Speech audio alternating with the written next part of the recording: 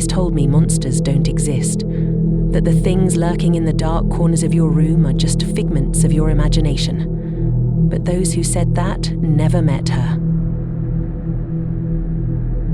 It started when I moved into the old townhouse. Rent was cheap, and as a broke college student, I couldn't pass it up. The house had been empty for years, its previous tenants mysteriously disappearing overnight, or so the landlord said.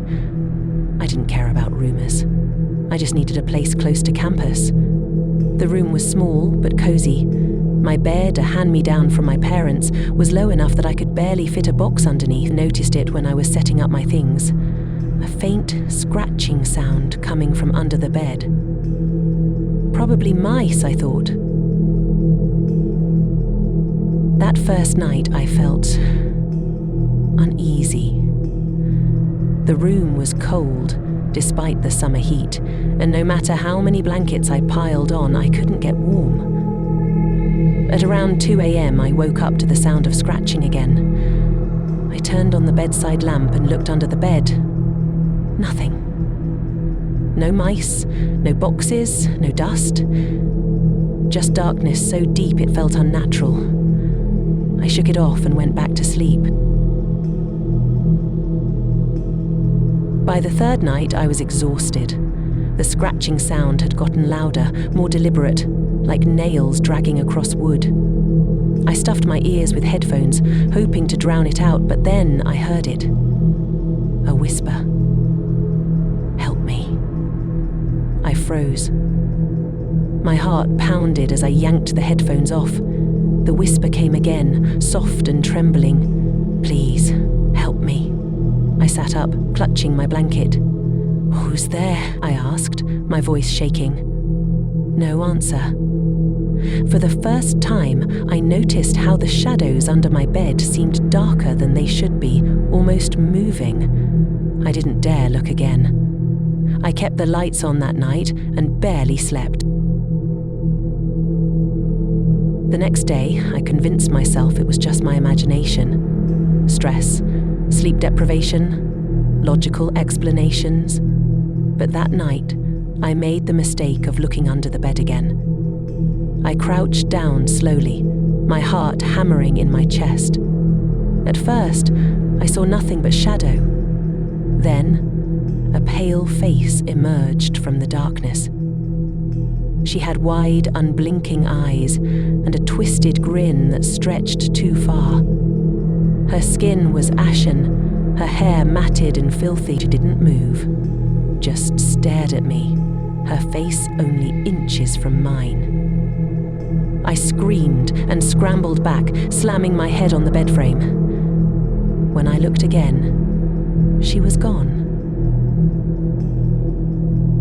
I told Mark, my friend from school, about what happened. He laughed, calling it a classic haunted house story. But I wasn't joking. Don't mess around with this kind of stuff, he said.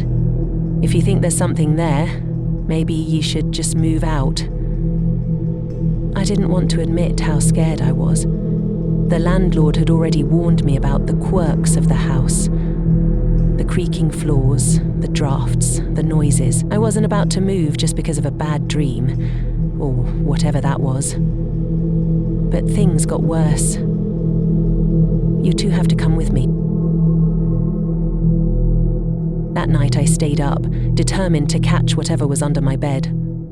I left all the lights on and sat with my legs pulled up on the bed, clutching a flashlight. Around 3 a.m, the scratching started again. Then the whispering. Please, it's so cold. I gripped the flashlight tightly. What do you want? I asked, trying to sound braver than I felt. The whisper grew louder, almost desperate. I'm trapped. Help me. I leaned over the side of the bed and shone the flashlight underneath.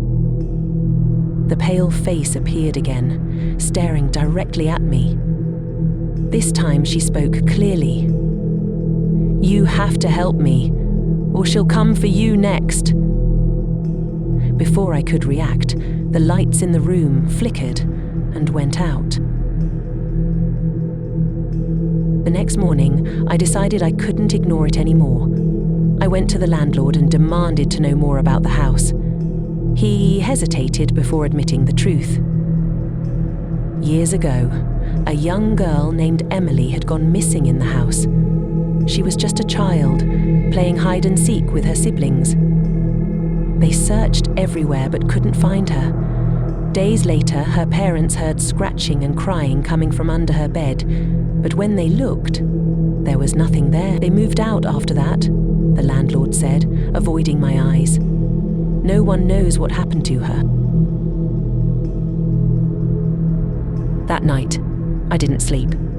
I sat in the corner of the room, clutching a baseball bat and my flashlight. Around midnight, the air grew colder, and I saw a shadowy figure standing in the corner of the room. It wasn't the girl.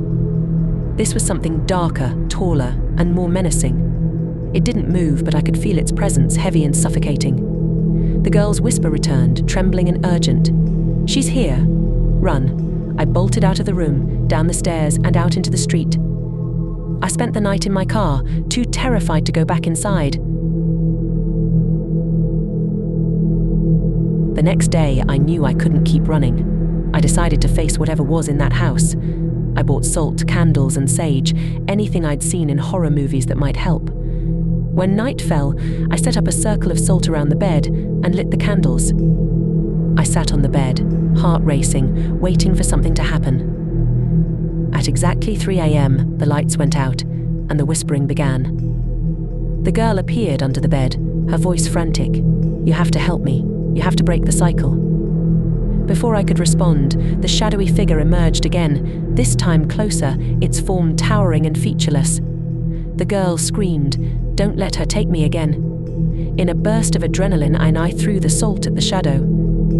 It recoiled, emitting a bone-chilling shriek, and disappeared into the darkness. The girl smiled faintly before fading away. The next morning, I packed my things and left the house for good.